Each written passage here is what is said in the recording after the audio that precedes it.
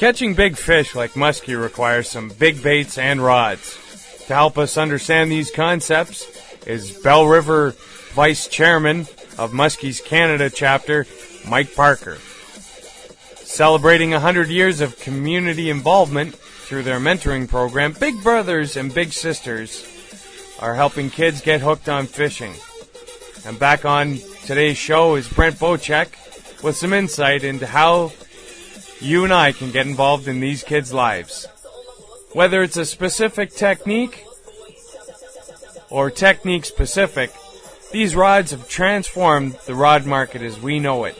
To help us understand the specs and the different kinds of rods is Canada's premier tournament angler, 2011 and 2010 Wild Card Tour Angler of the Year, 2007 Bass Mania X Tour Angler of the Year, 2006 CFT Provincial Title Champion, etc., etc., Mr. Dave Chong. All right here on Ben McQuinney Outdoor Radio. Ben McQuinney Outdoor Radio is presented to you by AnglersChoice.ca, the Angler's Choice in handmade soft plastics. Also sponsored in part by Handlebars Musky Lures, Zing the Bling, Frantic Big Game Baits, Keith's Trophy Fishing, Fish NV, Catch It. You're listening to Ben McQuinney Outdoor Radio.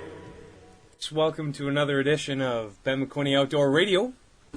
My guest this evening, professional guide and live seminar speaker, pro staffer for the Canadian Rod Glove, Mr. Brent Bochek. Brent, welcome back. It's great to have you.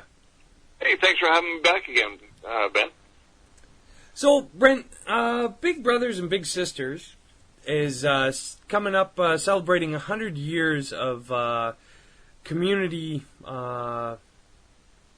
community involvement with their mentoring program.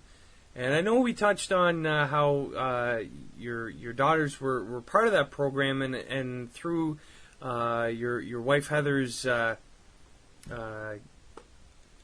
nudging, you now have teamed up with them in your local area to help out with their annual fishing day for the kids. Is that right?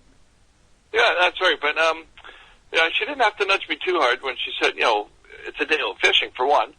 So, that wasn't hard to talk me into. Plus, you're taking a big brother or a big sister out in the boat, and a little, which is a little brother or little sister. Mm-hmm.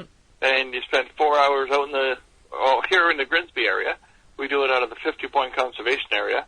And we spend 4 hours out salmon fishing. Mm-hmm. I set the rods, or whoever's running the boat sets the rods. And every fish that's fought is by the kids. So it's a great way to introduce them to, in this area anyways, we're taking them salmon fishing, as I said. So you introduce them to salmon fishing, and you discuss, you're talking about all kinds of outdoors activities while you're out there. And after your 4 hours of fishing, come back in. They all get prizes. You have a barbecue, and it's a great thing for the kids. Awesome. Now, with the kids there, they get to go out and fish with professionals such as yourself, and I guess they take away from that experience a better understanding of fishing and an appreciation for the outdoors.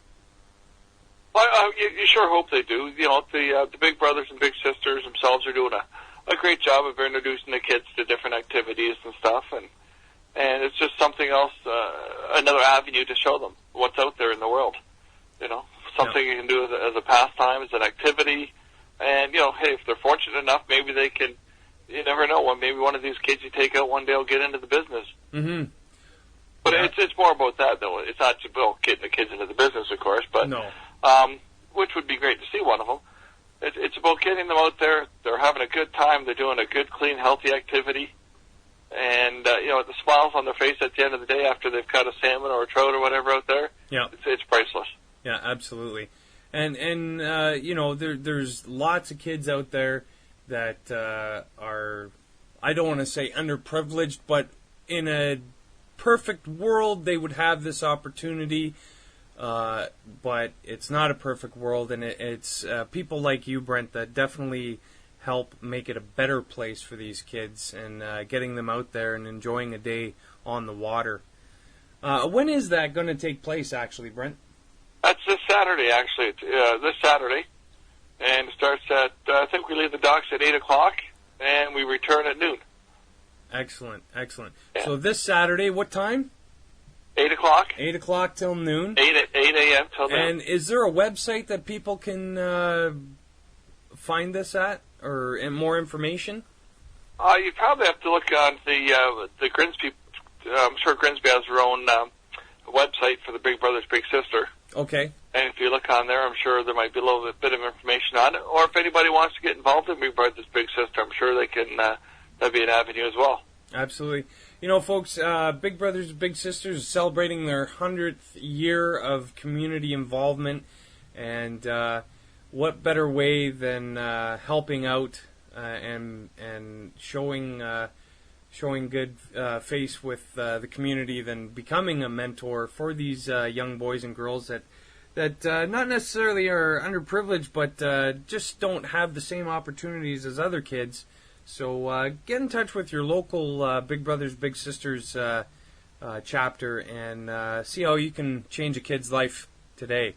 Brent, tell me a little bit about the action out your way in Lake Ontario. What's going on?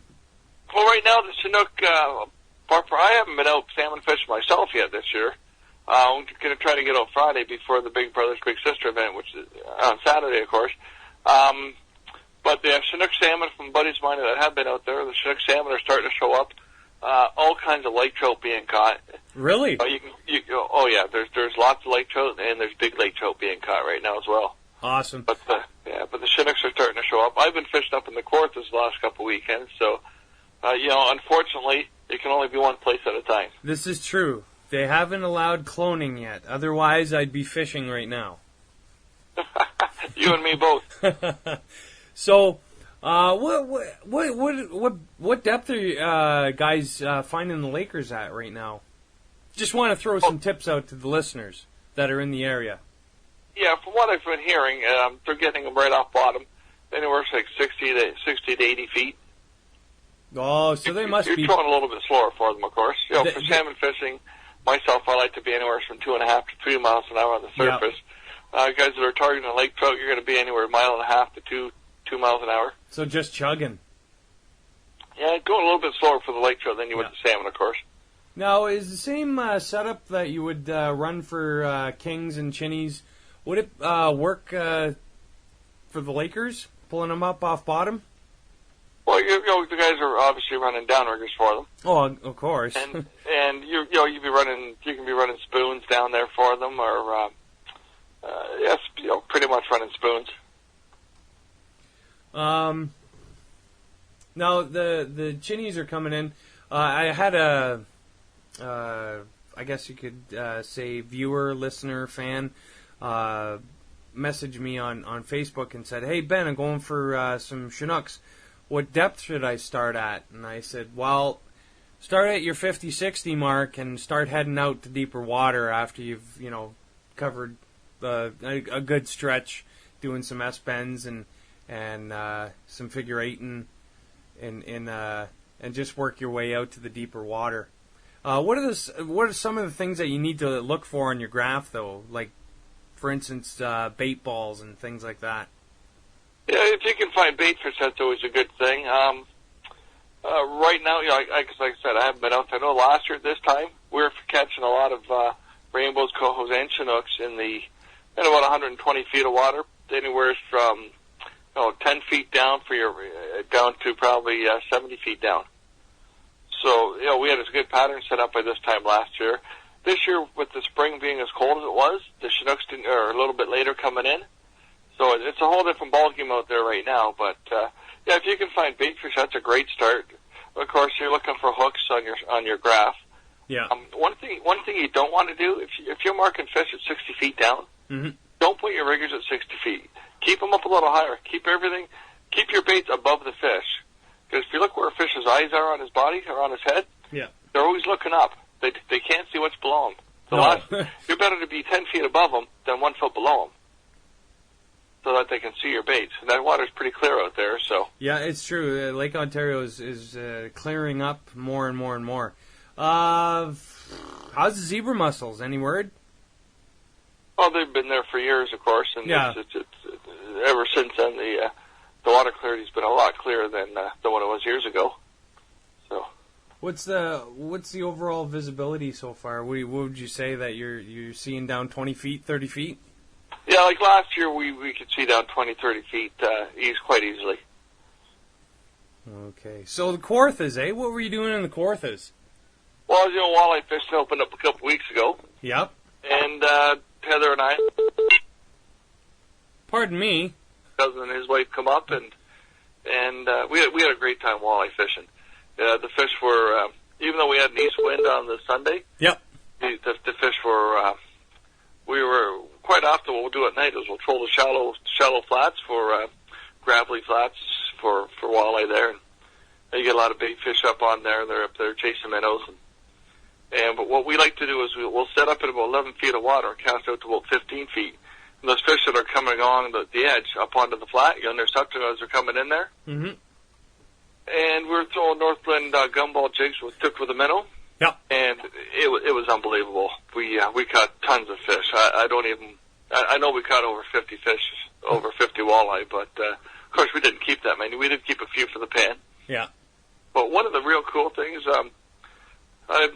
Heather and I got married a couple years ago, just over 2 years ago, and she comes out fishing all the time. She loves fishing. Well, Heather's been quite an integral part of your fishing career for the last little while, and in fact, I would have to say she's kind of cheerleader, coach, all rolled into one. Oh yeah, she's great. She's awesome. She's a big supporter, and if I'm writing stuff, she helps edit it sometimes, takes a look at things. Sportsman shows, she's there supporting me, helping out, doing whatever needs to be done. Mm-hmm. And keeping you focused on the task at hand. Yeah. But and speaking of being focused, watching her work a jig and minnow on the weekend, I've tried to teach other people to do this, and some people pick it up, some people don't.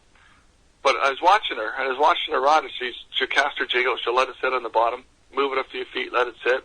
I see her rod, just a little tick on her rod, or her line jump. Yeah. And I look at her, and I can tell by looking at her that she sees it, she's felt it, another little tick. But the patience she had, she would not set the hook until she felt the weight of the fish on there. Yeah. You get a tick, and I'd watch her, and she's tuned right in. And those are the subtle things I have to look for. And first-time walleye anglers, I know from my own experience, you're almost like you're fishing blind, really. If you don't know what to look for or what to feel for. It's what you're feeling for. Like she's got she's paying attention, and she gets the feel. Everybody's talking. There's four of us in the boat. We're talking, having a good time. But being in tune with what's going on the end of your rod tip. Yeah, that's key. And when you say fishing blind, you should be able to close your eyes and be able to tell exactly what your minnow's doing or what your bait's doing coming through the water. Whether you're dragging it through rock, or you're dragging it through some weed, or if it's walleye just picking it up. Your rod should telegraph all that right into your hand. As long as you have quality gear. Well, absolutely. She uses the monofilament line. I use the braided line. But we both have fluorocarbon, about 3 feet of fluorocarbon on the end of it. Yeah. And we've been using the Okuma Deadeye walleye rods, and the sensitivity on them, and they got a good, is unbelievable. And when they got a nice tip on them. When you set the hook, it's rock solid. And I watched her in amazement as how well she fished that jig on the weekend. Mm-hmm. I'm looking forward to getting out fishing with her again, so we can get another good feed. Excellent. All right, folks, my guest, Brent Bochek, professional guide with Fish Envy Guide Service, live seminar speaker. He spoke at this year's past Spring Fishing and Boat Show in Toronto. The Niagara Sportsman Show. And the Niagara Sportsman Show. Yeah. We didn't make it to that one. Next year, though. There's always next year. Also, pro staffer for the Canadian-made Rod Glove.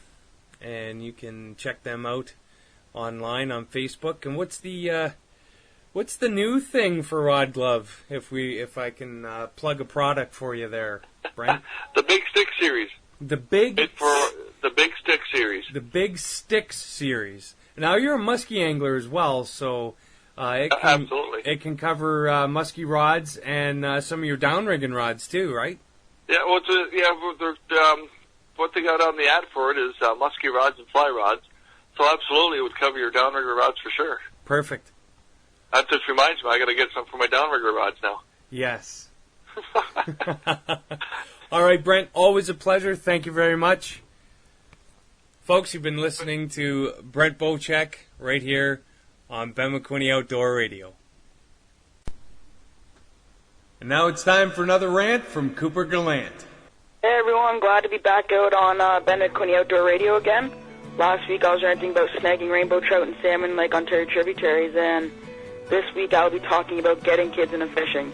More kids have to get into fishing. Not only will they have a blast catching fish and learning more about fishing, but it will keep them away from bad crowds and staying inside all day playing video games. We need to start introducing the sport more to kids and get them off the couch and outside fishing.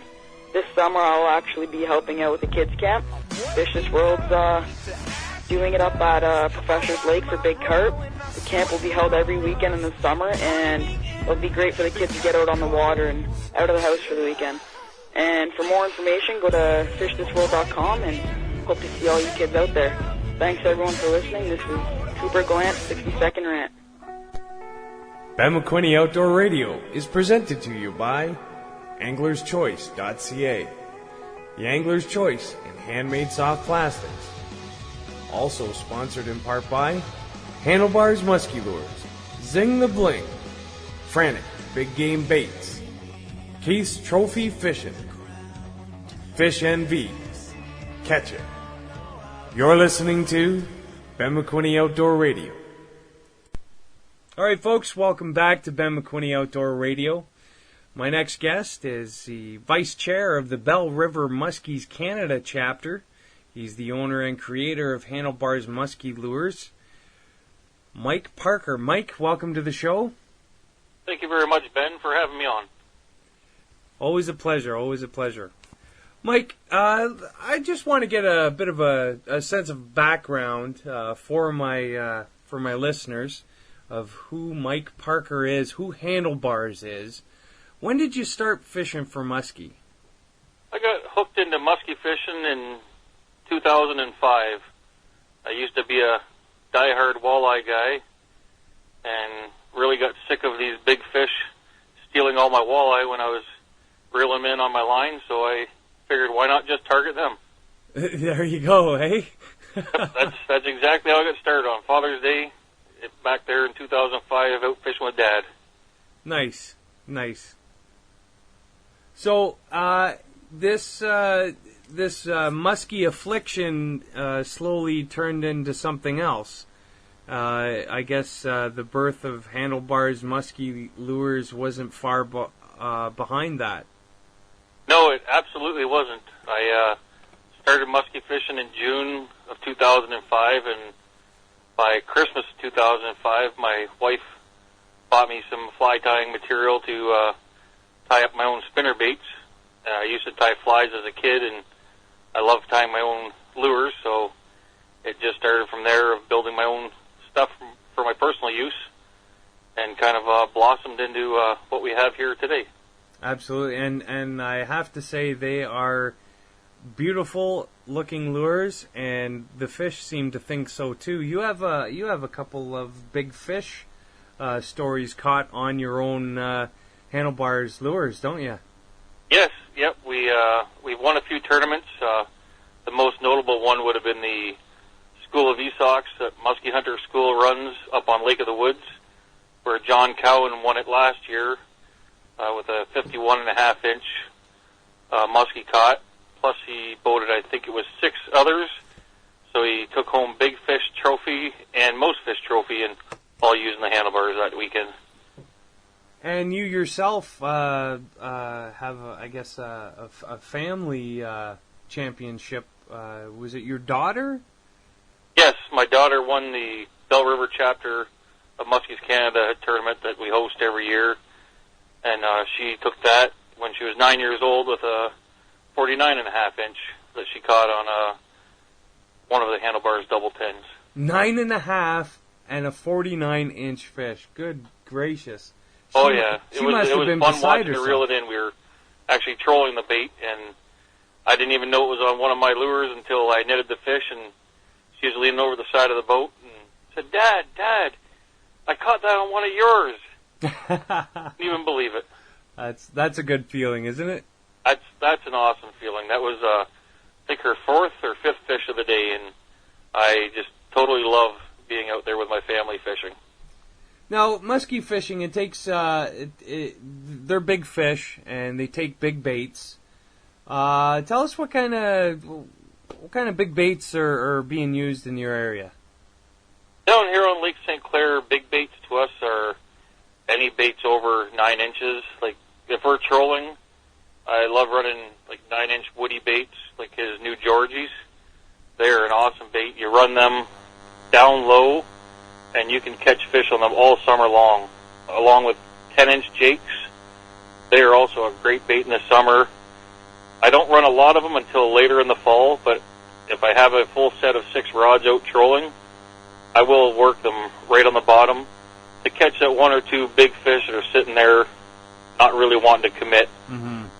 That's 9 and 10 inch. That's our big bait for down here on Lake St. Clair. For the spinner baits, and the double tens that I make, and the large egghead spinner baits, yep, 4.5 ounces. They have a size 10 blade on it. Mm-hmm. That's also a nice size bait, nice and big. Now, you can't throw these baits with your average fishing rod. You need something specific.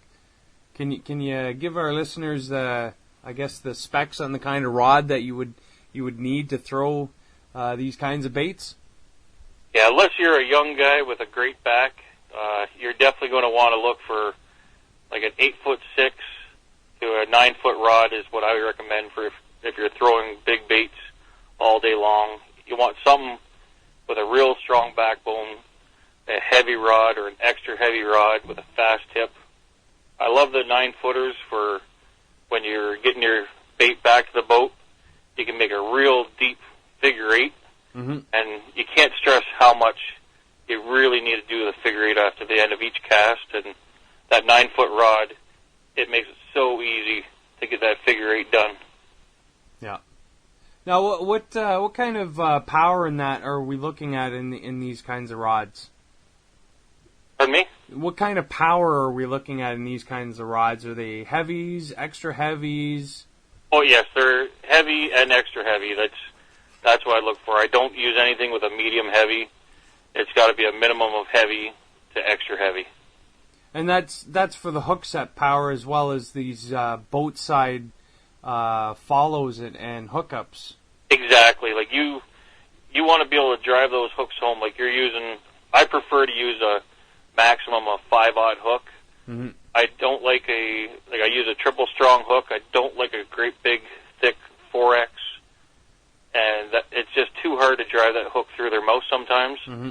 So you get that triple X strong hook, and with that big heavy backbone of that rod, you can really whip that fish and get that hook set in there. What you need to do. Excellent.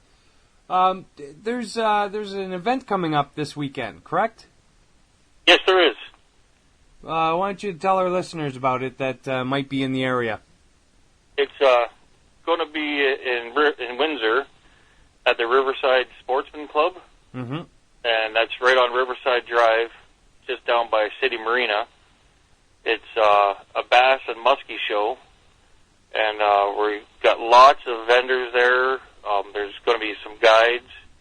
There'll be people putting on presentations. I'll be doing a muskie seminar on casting Lake St. Clair and maybe giving out some of my secrets you'll have to come down and see. And then we have, it's can donation, so it's free to get in, but we ask you to bring a can donation down with you. That way it'll go back to the food bank, and it'll help everybody else in the community. Yeah, absolutely. Absolutely. Well, folks, if you're interested in learning more about Handlebars Musky Lures, you can find them on their website at handlebarsmuskylures.com, and also on Facebook. Is that correct? Yes, I do have a separate account on Facebook. Just search Handlebars Musky Lures, and you'll find me on there, and I run that one. And I just found it easier to start a new Facebook page or new Facebook name on there, and it really keeps me in contact with my customers, and it's really helped me grow a lot just having that extra Facebook page. Well, Mike, it's always a pleasure. Folks, my guest this evening's been Mike Parker, who is the vice chair of the Bell River Muskies Canada chapter. He's also the owner and creator of Handlebars Musky Lures. And I got to tell you, Mike, I can't wait till the KW Bell River Classic outing so I can throw some of those great baits that you've supplied me with. Hey, Ben, I'll be glad to help you catch every muskie you can out in the lake, as long as it's half an inch shorter than mine. All right. Great talking to you. Thanks for being on the show. Thank you very much for having me, Ben. Hey, folks, if you like what you hear on Ben McQuinney Outdoor Radio, be sure to drop us a line at benmcquinney@yahoo.com. Hey, folks, welcome back to Ben McQuinney Outdoor Radio. The market in the last 4 years has definitely changed in the realm of fishing rods. You can now get a rod to do almost anything from jig to jerk to pitch to flip to drag a tube. And here my guest is the 2010-2011 Wild Card Tour from the CSFL Angler of the Year and 2007 Bass Mania X Tour Angler of the Year, 2006 CFT Provincial Title Champion, etc., etc. My guest is none other than the fabulous Mr. Dave Chong. Dave, welcome to the show. Thank you, Ben. I'm glad to be here. Well, Dave, we're going to talk a little bit about the differences in the rods out in today's market, and I just want to share some insight for our viewers, and I thought none other better to talk about this with our listeners is you, because you are one of Canada's premier tournament anglers. Well, thank you. That's a tough title to live up to, you know, Ben. So I go to my local tackle store, and I'm looking at all these different rods, and they all say technique specific. How does a technique specific rod differ from, I don't know, your generic rod that you would buy, say, at Walmart or Canadian Tire? Well, to tell you what, Ben, maybe I'll give you a little bit of background on where the technique specific aspect comes from. And it primarily, and there are other people who may have different points of view on this, but from everything I've seen, if you look at bass fishing, and that's, primarily what I'm known for, although I do consider myself a multi-species angler, and I actually have a pike tournament this weekend, not just bass, but if you look at bass fishing, and you look at the amount of tackle that's available for bass fishing, there's more tackle available with bass fishing than any other single species. You could probably fill up Lake Erie. Oh, it's insane. We got different types of top waters. We got, a gazillion types of crankbaits, and never mind, plastics coming out of your yin-yang. Yeah. You don't have to bleep that one out. So you know what? So there's so many different presentations and so many different techniques to catch bass that it only makes sense that if you can, and if you ever look into a Bass Pro's boat, feel free, if you see me, you stop, I'll show you within my rod lockers, and I carry probably minimum 20 different rod and reel combos at any one time. Mm-hmm. And, if you want to, we want to relate it to something, and maybe some people relate better to this, kind of look at my rods and Bass Pro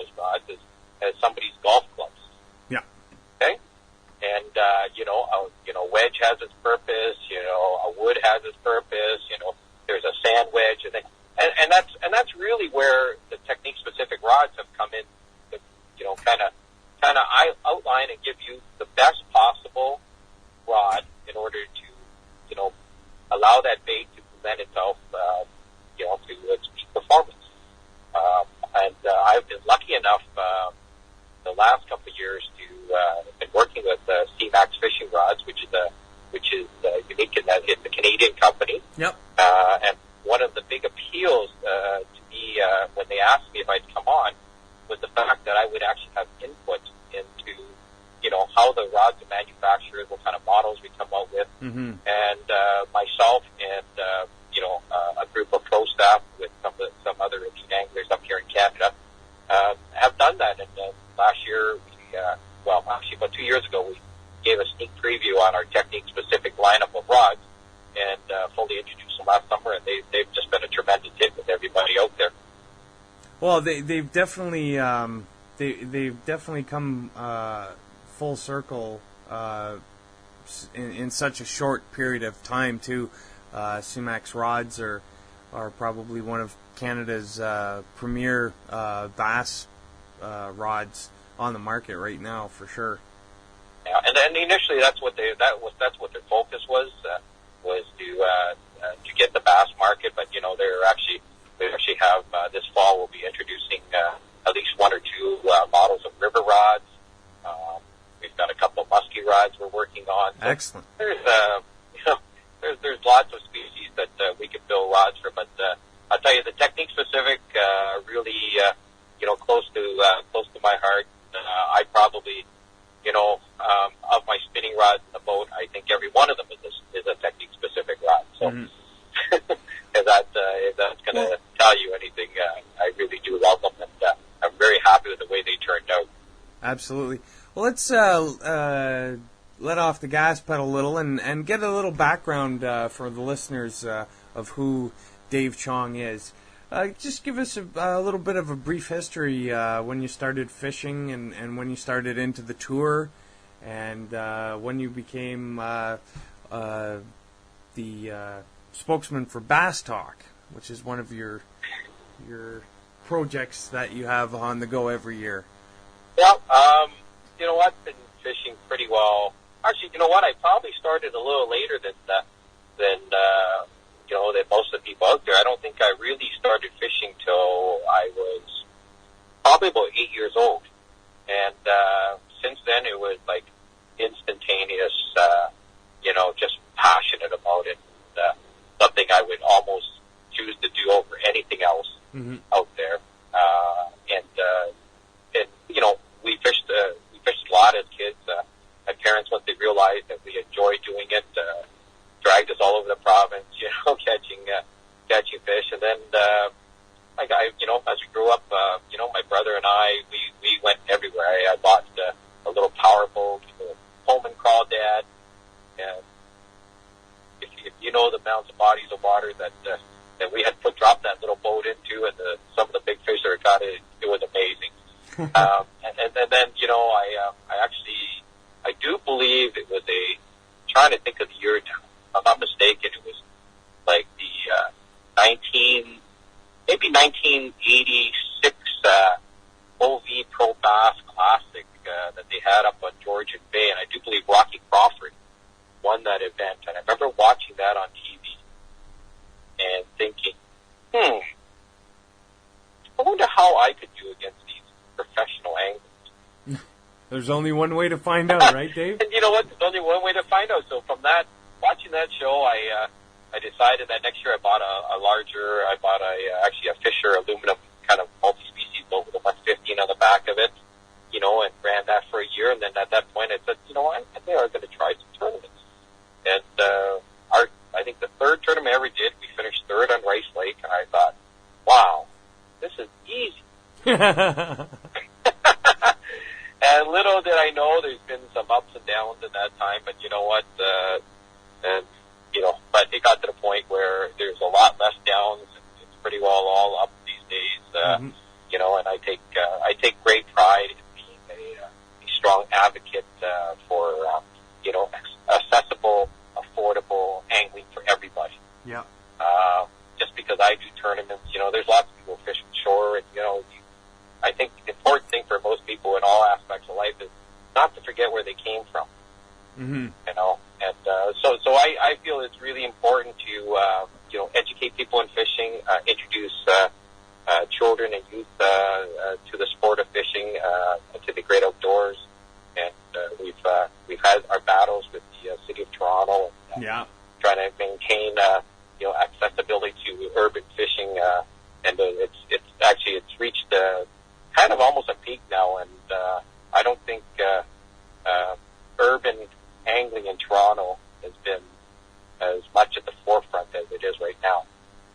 I would have to agree with you there, Dave. And even here in Waterloo, Kitchener, in the Tri-City area here, I find that the accessibility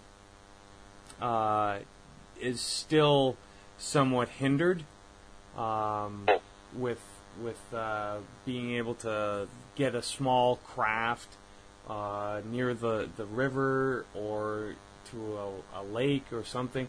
You know, it's an ongoing battle, and here is a recreational activity that for $20 a year anybody can enjoy. And well, you know what, Ben? When my brothers and sisters and I started fishing, our fishing combo or outfit was a sapling cut from a tree with a monofilament tied on it, with a hook and a split shot. That really, honestly, that's when we first started. That's what we were catching fish with. So I mean, that's as simple as fishing can be, really. Yeah. Or we can go to the other extreme, which is kind of what we're talking about now. Mm-hmm. Get into technique-specific equipment and having, a rod just for your drop shot, having a rod just for your tube, having a rod just for your topwater. Yeah. Having a specific tool to do the job properly. That is my slogan around my house. You have to have the right tool to do the job. How does that work for you? Well, she usually just tells me to get the right tool and do the job. She knows. Oh yeah, she knows. She never argues when you buy another rod, right? Because she knows you need that special tool. Well, the last time I brought up the topic of, honey, there's a rod for every fish, and there's a rod for every lure, she looked at me like I had three heads. So hopefully after this podcast, she'll understand a little bit more of what I'm talking about. Well, I hope it does help your home situation as far as that goes. But it's until you really, it's not that I'm not wanting to say, because we just spoke about where how simple fishing can be, and I'm not here to tell people that they need that specific rod. I mean, there are still good general all-around rods. Yep. And for the people who only own one rod, you don't, you got to be careful. You want to buy the best overall rod that cover most presents. But buy what you can afford that is the best in your price range. Yeah. But if you are keen into fishing, and you want to improve your ability to catch fish, to present lures, and you can afford to buy more than one rod. I think from the time I was about 14 and 15 when I started getting my own rods, because my parents just wasn't going to buy rods and reels for 5 kids all the time. So we saved up our money, and I think from the time we were 14 and 15, I think I don't know if I ever went fishing with really any less than 2 or 3 rods. And now we're up to minimum 20 at a time. Yeah. I've seen a couple rod lockers, and I just go, so what could you possibly need all those rods for? The stick with the piece of mono. Yeah. And now we're into the technique specifics, and do you still have? Most people will fall somewhere in between, obviously. Do you have a rod glove for the sapling stick? I should talk to Jim about that. See if we can come up with a rod glove for you to have a. So we kind of. But but you know what? Your question about a rod glove, and that's one thing maybe we should touch on. I know we're talking about technique specific, equipment here, but when you look at your equipment, and aside from your boat, maybe the electronics you have on your boat, okay, you spend more money on your rods and reels than anything else that has to do with fishing. Oh, absolutely. And I would, now that I've had them on there, I wouldn't even consider taking a rod anywhere without a rod glove on it. Yeah. And real gloves. I tell you, before I started using real gloves, I would use my reels for a season, and just from getting bounced around in the boat and everything. Not only would I have a lot of, we jokingly refer to it as boat rash, equipment, and the rods look horrible.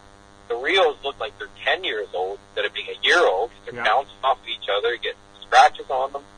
And now I take the time to put a rod glove on, take the time to put a reel glove on, and I've sold reels after using them for 3 years to people, and they think I'm selling them a new reel. Yeah. I tell them it's 3 years old, but they look at it and go, it looks new. I'm going, well, yeah. Well, take a few extra seconds. A little money and get the right equipment to protect your equipment. Absolutely, you got to protect your investment. Yeah.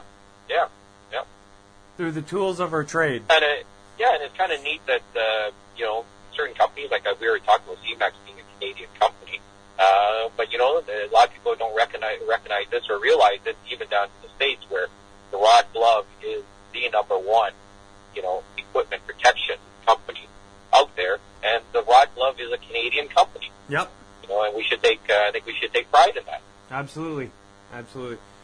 We kind of touched on my next question, which was how a technique-specific rod gives you an advantage, and other than feeling the bottom contour of a lake during the fight of a fish, I guess a technique-specific rod would assist you there, would it not? Well, I don't.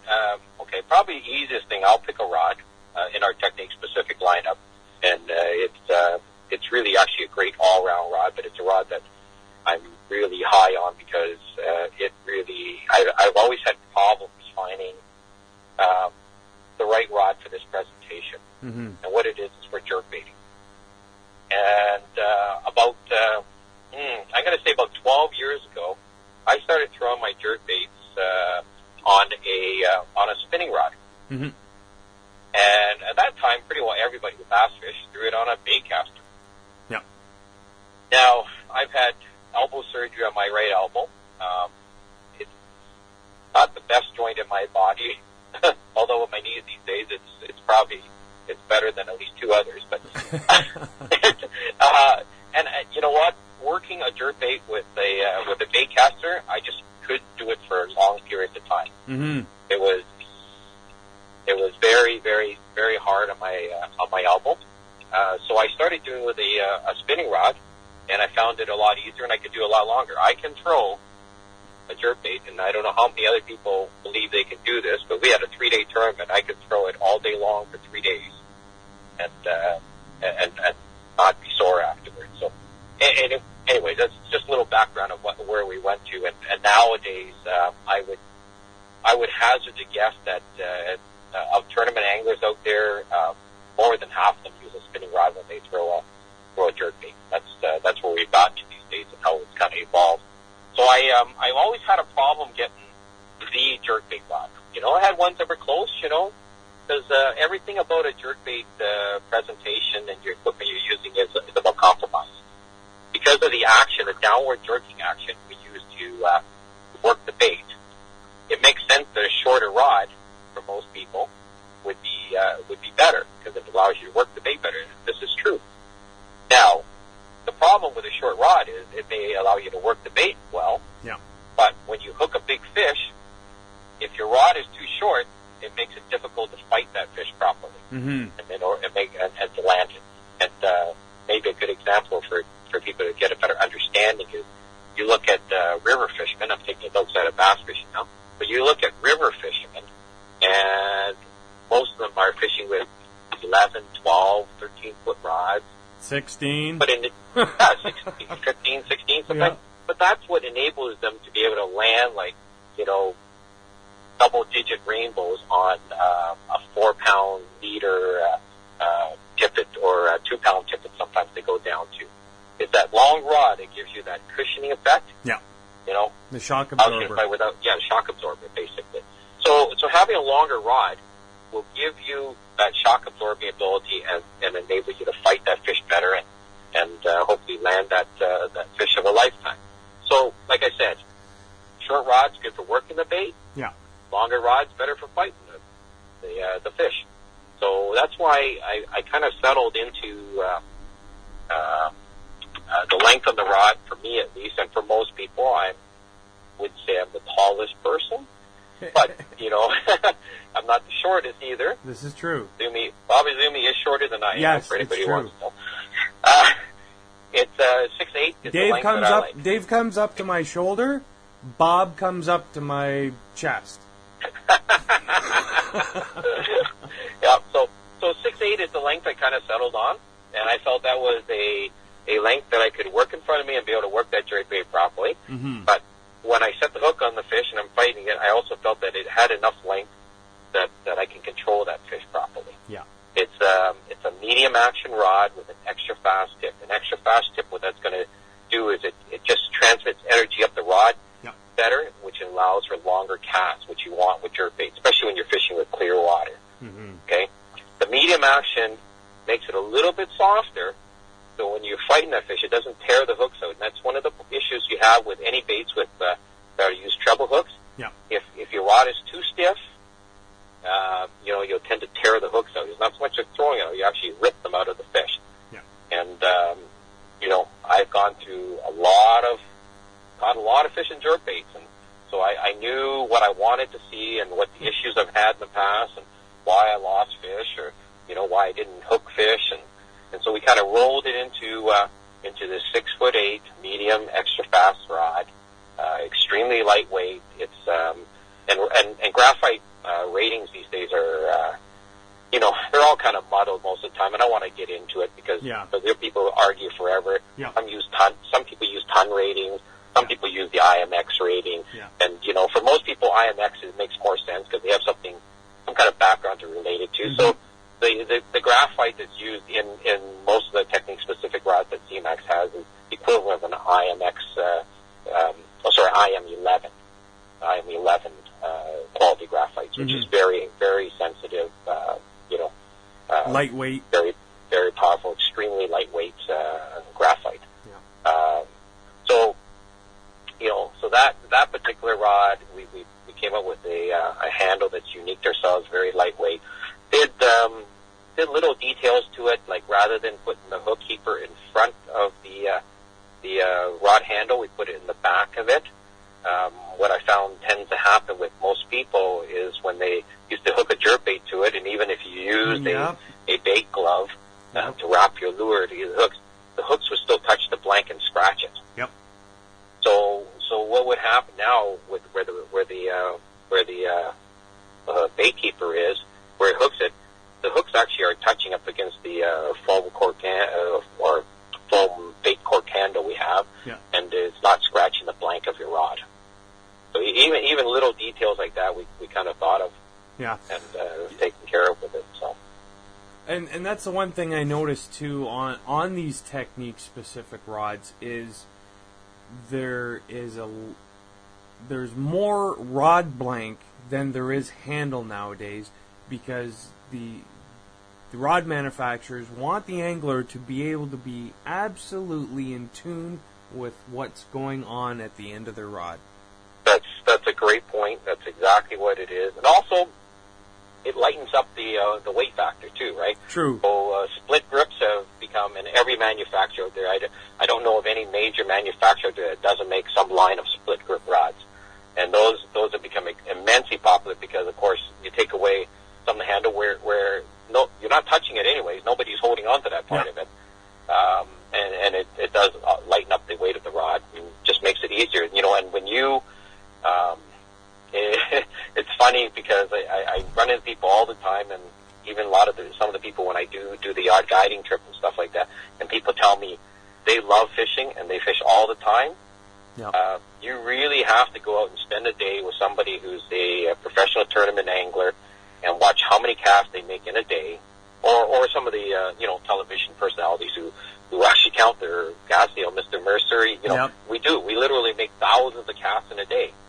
And having a rod that's lightweight just makes it easier on your body, makes it easier on your joints, makes it easier on your, on your elbow, your arm, and enables you to do it properly all day long, without getting tired out. Yeah, fatigue is definitely in your profession as a professional angler. Fatigue is one thing you don't want on the water, like physical fatigue, because you're already on the water. You're into the elements, whether it's wind, cold, sun, heat. You're already at the elements, and that's fatigue enough where you don't need to be having to throw lures all day with a heavy, bulky rod and reel system. Exactly, Ben. And I know you fish quite a bit too, and in fishing, Murphy's Law applies more in fishing than anywhere else. Yep. And anything that can go wrong will go wrong. Yep. So you know what? I can guarantee you, if you're tired, your arm is sore, and that's the time when that fish of a lifetime, or the fish that's going to could win the big fish award, is going to strike. And if your arm's tired, you don't get the proper hook set, and obviously it leads to one of those fish stories, Yeah. That's all it was this big, I swear. Yeah, it was this big. Yeah. So you did. We've all heard a few of those, haven't we? Absolutely. You kind of did it again, Dave. You led into another one of my questions without me even prompting you. But there are a few key things that anglers should look for when purchasing these technique-specific rods. And I don't want to steal your thunder, but certain things to look for I'm going to address are, what kind of style of fishing are you? Do you throw a lot of soft plastics? Do you throw crankbaits, jerk baits? So let's hear what you have to say. Well, I think, and we talked previous to starting this thing, this little podcast, talked about a little bit about the jerkbait rod. Mm-hmm. And the jerkbait, although I feel it's great for jerkbaits, and the engineers and the factory pretty well nailed exactly what I asked for. And what was interesting about it is a technique-specific rod. But when I got it, I thought this rod feels like really, really good, and I thought I'd try for other presentations, and I tried throwing a topwater, like a popper, mm-hmm. which I've never really found a rod that I would say that's my popper rod. Yeah. And this rod was like it was made for poppers as well. So it worked. It performed extremely well for that. And although I don't personally use it for this presentation, there's quite a number of the pro staff on the CMAX team who have been using the jerkbait rod actually as a tube rod. Okay. So even though it's a technique-specific rod, it spans a number of different presentations. Just because it's technique-specific, one thing I think hope people keep in mind is if it's just a good rod, period, it can be technique-specific, but it can be used for so many other things. Although, like I said, to me right now, until I've never felt something that performs as well as this does. To me, anyways, for my style of fishing. So it boils down to personal preference of the angler. A lot of it is personal preference, then, and I'm not going to guarantee you that if you buy this, but I've let quite a few people try this rod, and I don't think I've had a single person say, well, that doesn't work for me as far as jerkbait. But I'm sure there's somebody out there who would.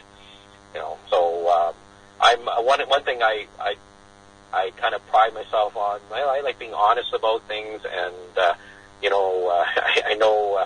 know we have some people who might go out there and tell you this is the old. If you buy any other jerkbait rod, crazy, and that's not the case. No, you don't want. At the end of the day, if you have a piece of equipment that works for you mm-hmm. and meets your needs, then that's what you need. You don't have to spend, the $200 maybe. You might be happy with a rod that's only $80. It works for you. In fishing, there's so many things that this has Sorry. No worries. If you got to yawn, you got to yawn. Funny, you were just talking I just about hope that anybody listening is not yawning. No, it was another call coming through. Oh, okay.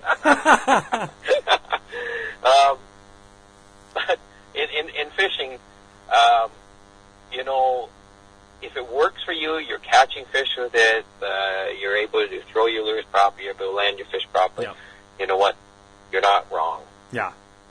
Well, You Dave... know, and I get kind of annoyed at some people who keep telling people that they have to this, and it's not the case. You If know, it's and not working for everybody you, has don't- $1,000 to spend on a don't rod change. reel That's combo, right. or you know, for most people, I'm like, man, if they had $1,000, they should be honestly my advice to them for most people is they better get at least 5 or 6 rod reel combos out of that. Yeah. You know, if that's your budget. Yeah. You know, to throw it into to one rod reel, well, if that's all you have to spend, I think you're limiting yourself. Yeah, absolutely. Well, you know... Hope it didn't sound preachy there, but No, not at all. Not at all. That's From just my being behind opinion. the counter of our local tackle store, I always told people, spend what you can, but whatever your budget is, buy the best that you can with your budget. You got it. And that's great advice. That's great advice. I've given that advice to many people myself, you know, and that's, you know, they go, well, maybe I should just buy this one here, but, you know, will that do? I asked them, will that do everything you needed to do? Yeah, exactly. Well, Yep. I like throwing this. I might need something a little heavier. Huh? You know, Get another one. buy something a little bit less and get 2 Yep. combos. You know, That's then, right. You know, Well, you have a heavier one for when you need it and stuff like that. So I guess I could surmise this conversation up to, as long as you got a good rod, you'll be able to hook up. Absolutely. You should be able to hook up anyway. If you're not, you're probably not around fish. Yeah, there you go. Well, folks, that's all the time we have today for Ben McQuinney Outdoor Radio. My special guest, Dave Chong. He's been quite the advocate for fishing and getting people involved in fishing. You can catch him usually every spring at the Spring Fishing and Boat Show.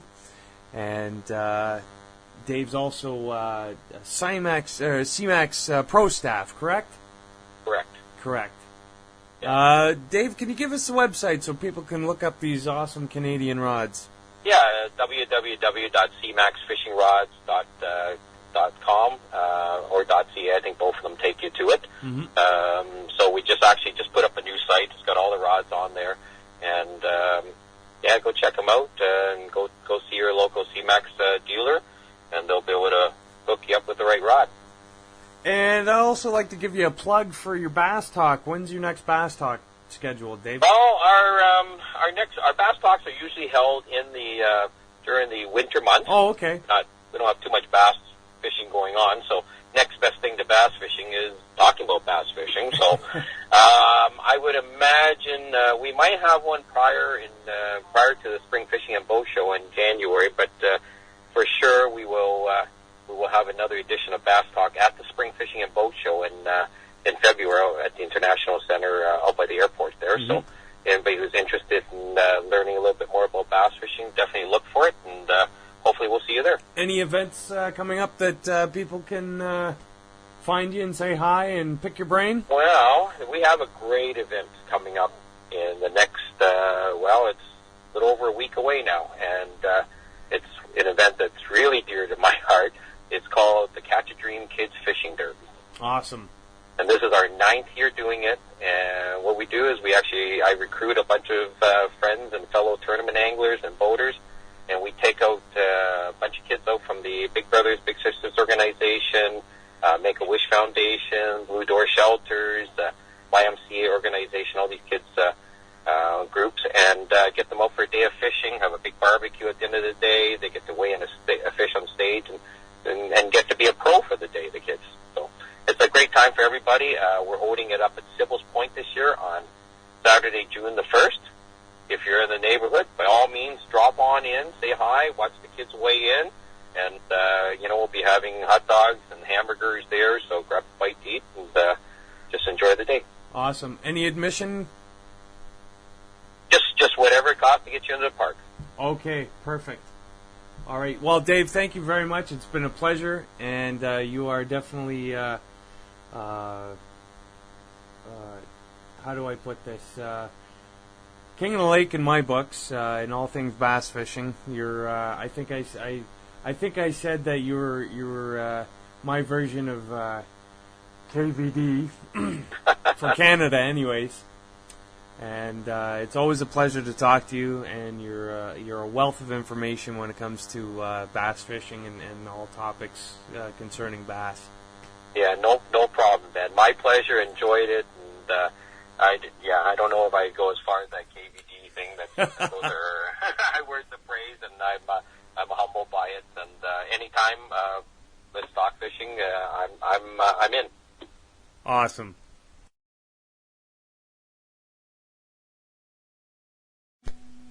Ben McQuinney Outdoor Radio is presented to you by AnglersChoice.ca, the Angler's Choice in handmade soft plastics. Also sponsored in part by Handlebars Musky Lures, Zing the Bling, Frantic Big Game Baits, Keith's Trophy Fishing, Fish NV, Catch It. You're listening to Ben McQuinney Outdoor Radio. Musical consideration for Ben McQuinney Outdoor Radio provided by Animal Confession. Bright Light Dark Eyes is out now. Buy it at www.animalconfession.com.